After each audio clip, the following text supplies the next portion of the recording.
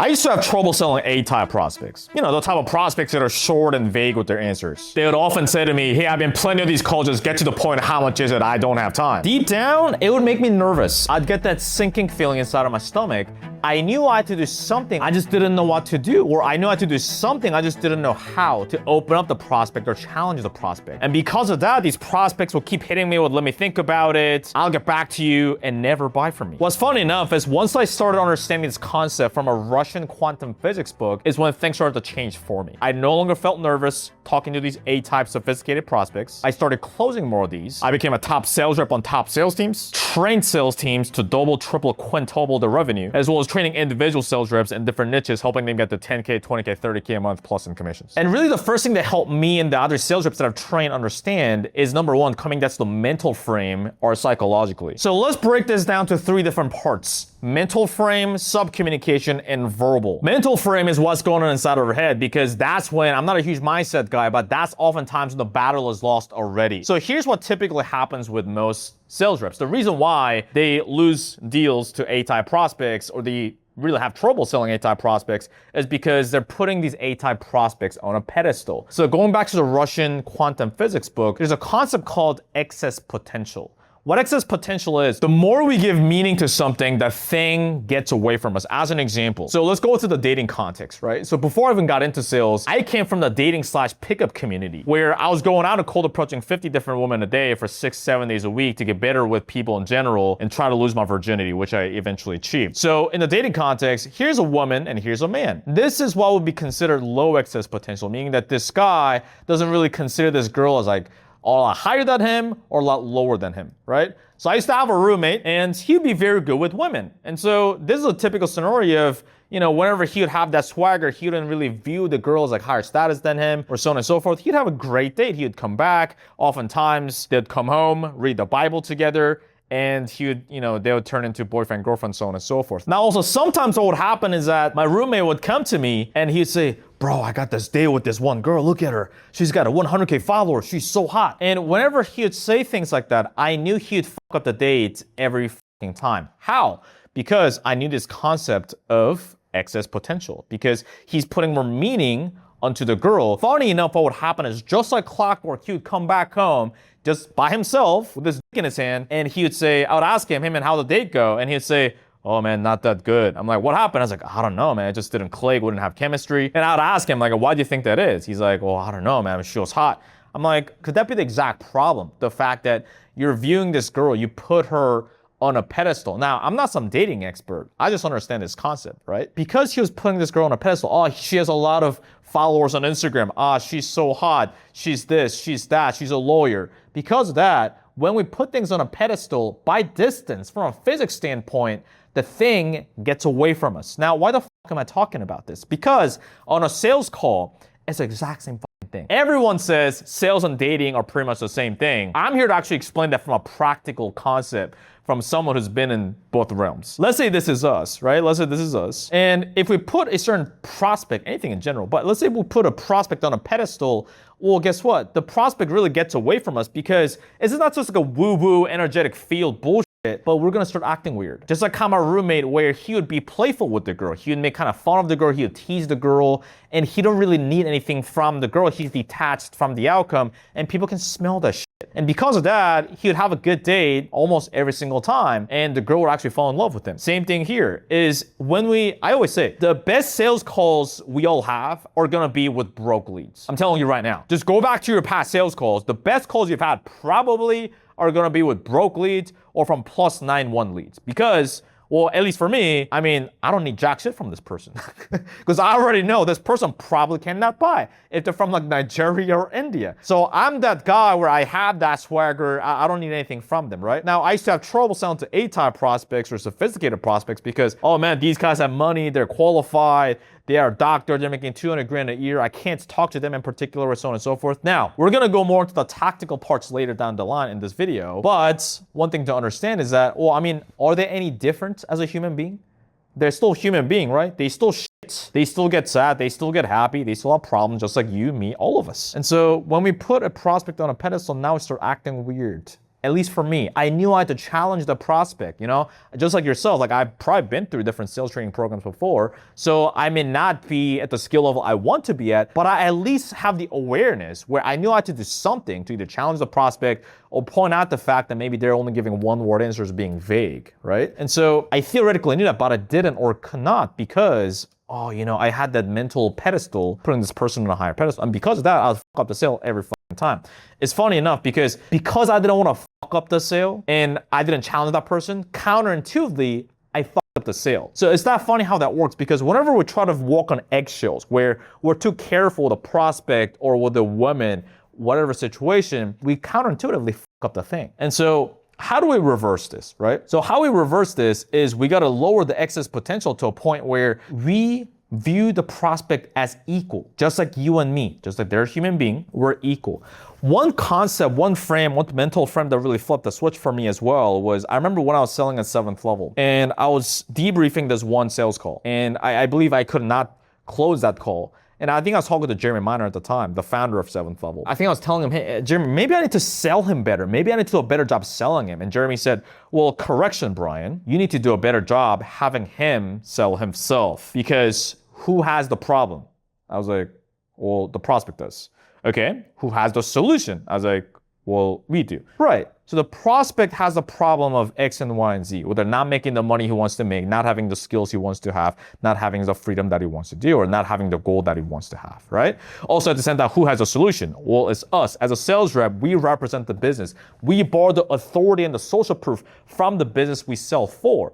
And obviously, the whole goal is sell for really epic and killer businesses, right? By the way, if you need help with that sort of thing, if you're a sales rep that's making at least 5K a month in commissions, get the 10K, 20K, 30K a month in commissions plus by improving your skills as well as getting on better offers. That's what we help our students with instead of a program Real Sales System. And so what you can do is after this video, you can go to the first link in the description box below to see how our program works. If you're an established business that's doing at least 1 million a year plus and you're looking to hire quality proven sales reps, you can go to the second link in the description box below to see how our staffing works. Back to the thing. So what Jeremy and I talked about is like, yeah, I mean, that's true. Because a lot of different people have tried to explain this concept to me, the fact that, hey man, like there are people just like you and me, yada, yada, yada. I logically got that, but it never clicked until I realized, yeah, I mean, they have the fucking problem. Right? And so it doesn't matter what the prospect says. It doesn't matter if they say that, well, I just saw the ad, or I just want to check it out. I'm already doing good. Well, your setter talked to me, I should get in a call. Well, it's a free country, right? Nobody put a gun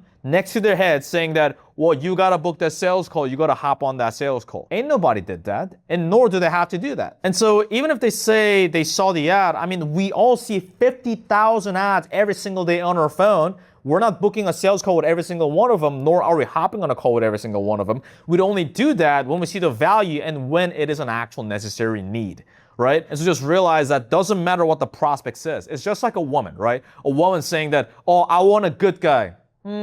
Yes and no, right? Oftentimes, I always say, right? Women don't know what they want and prospects don't know what they need. It doesn't matter if the prospect says that, oh, I just saw the ad, I'm already doing good. There's always something they're just not telling us, right? Now, the second biggest reason why most sales reps lose deals to A-type prospects is because of sub-communication. What is sub-communication? Sub-communication is a terminology come from the dating/pickup world, right? So it is everything except for the actual words, everything except for the verbals, okay? So meaning that our tonality, that's one part. Everybody talks about tonality, but that's not the only thing. It's also about our body language, our facial expression, and overall energy and vibe, if you want to call it that. Now, the reason why this is important is because you and I both know we've all heard countless things. It's not about what we say, it's about how we say. I would say it's both, as well, obviously, countless studies done about how majority of how the other person interprets us come from not the words, but sub-communication, non-verbals. Because the thing about prospects, especially A-type prospects, they're more seasoned, right? They're a bit different than like the regular 17-year-old kid you're gonna trying to sell an e-com drop shipping course for 3K.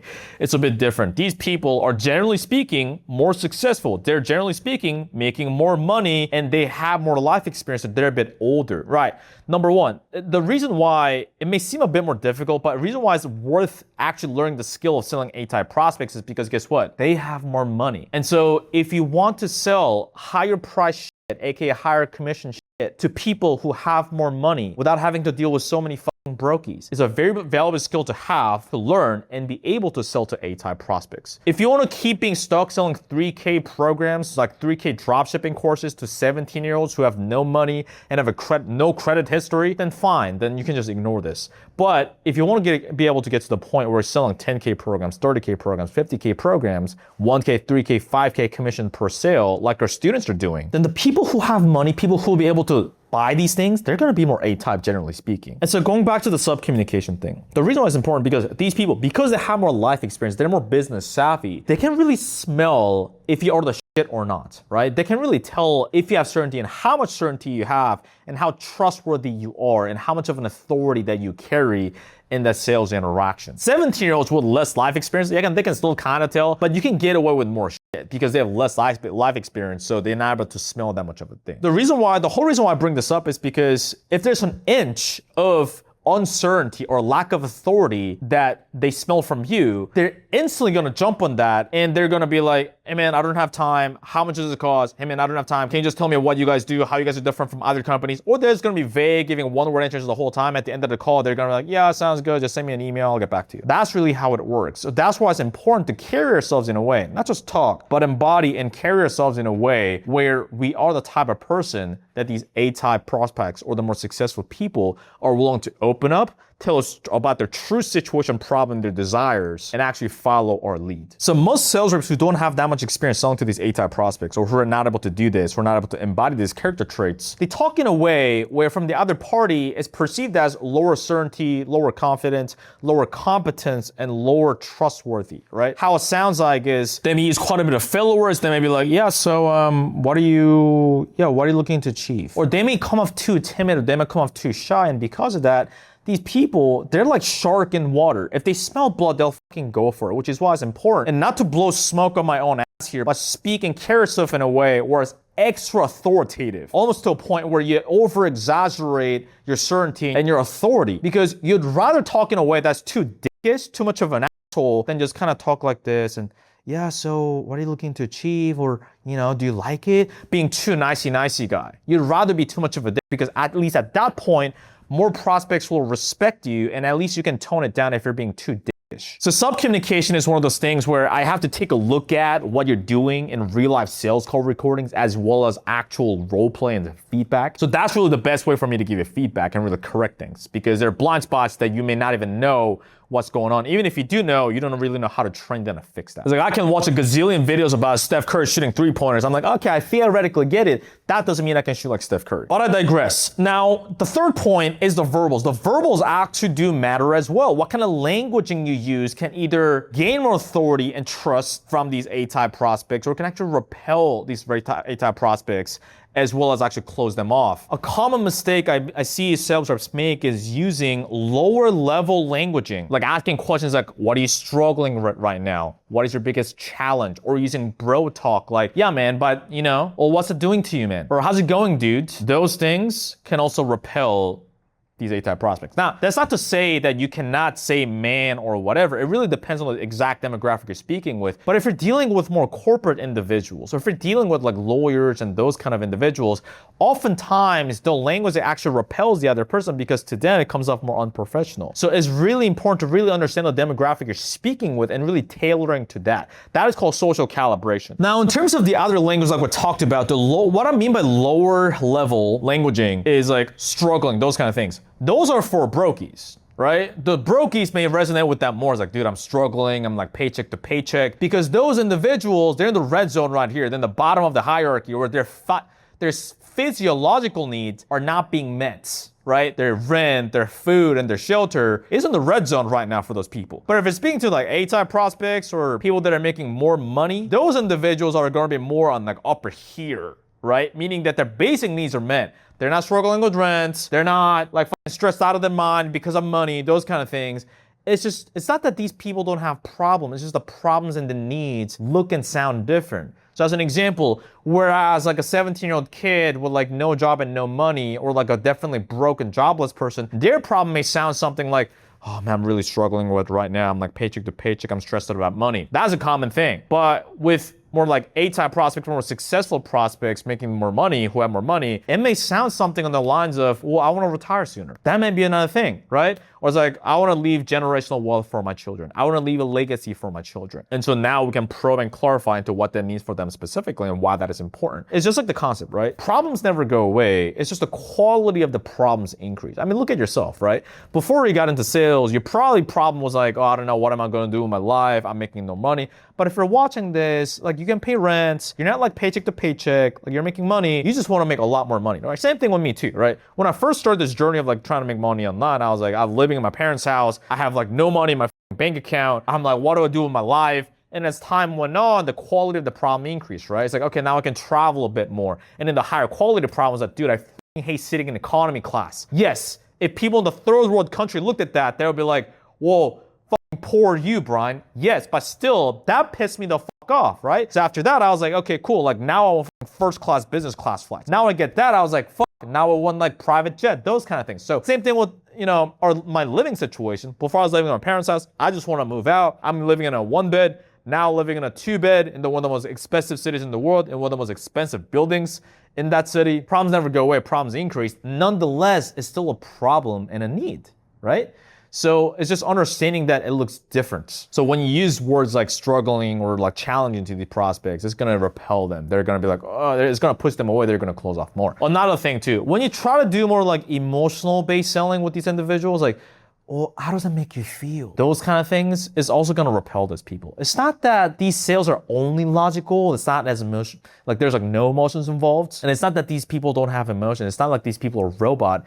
It's just that how we do that is gonna be a bit different. As an example, let's say you're speaking to a person that's making at least like 200 grand a year at their corporate job. They wanna start some sort of business, or they wanna get into some sort of investment opportunity to leave more behind for their children or whatever it may be, right? So let's say we get to the root of the problem or the need, which is they're just not able to spend more time with their family because of their work is taking away quite a bit. Maybe they're working 60, 70 hours a week, even though they're making, more than what most people would. And so instead of going, how does it make you feel? Even though you could, we gotta read the room, right? We definitely gotta read the room. When these lines from like Instagram and YouTube are taken out of context, you can kill a lot of deals. You can lose a lot of deals, which is why it's important to understand the context and understand the full mechanics and the principles behind why we're asking what we're asking, and reading the room and reading the prospect, right? But in that route, if I can tell that this person is more like logical, more straight to the point, I would be like working, let's say they're working 70 hours a week. Okay, what's it taking you away from? So first I'm gonna talk more in terms of like tangibly instead of going to the feelings first, right? It's like, oh, I'm not able to spend more time with children, da da da. Okay, how old are your kids? They're gonna like, oh, one's 5 and one's 7. Troublemaker. So I'm gonna bond a little bit, getting them open up, getting them laugh a little bit, right? To lube it up a little bit. And then after that, I'll be like, okay, so, what are some things that you want to be doing with your kids, but you're not able to? Again, tangibles. Well, I'm not able to show up to the soccer practice. I'm not able to do this. I'm not able to do that. Okay, so think back to the last time that happened when your children wanted you to be at their dance recital, but you couldn't be. What was going through your mind? So instead of me saying like, oh, how does it make you feel? I'm going to talk more in terms of like more neutral, more casual languaging to help them open up a little bit, make it easier for them to open up. Make sense? So these are only a few things. There's a lot more nuances that go into it. There's only like a little bit. So if you're a sales rep that's making at least 5K a month in commissions, you want to get to 10K, 20K, 30K a month in commissions, plus by me pointing these things out on a call review, on a role play feedback session, as well as helping you get in a better offer if that's what you need help with as well. You can go to the first link in the description box below. You'll see how our program works. If you're an established business doing at least 1 million a year and you need help with recruiting, hiring sales reps to really scale your business, you can go to the second link in the description box below to see how staffing works.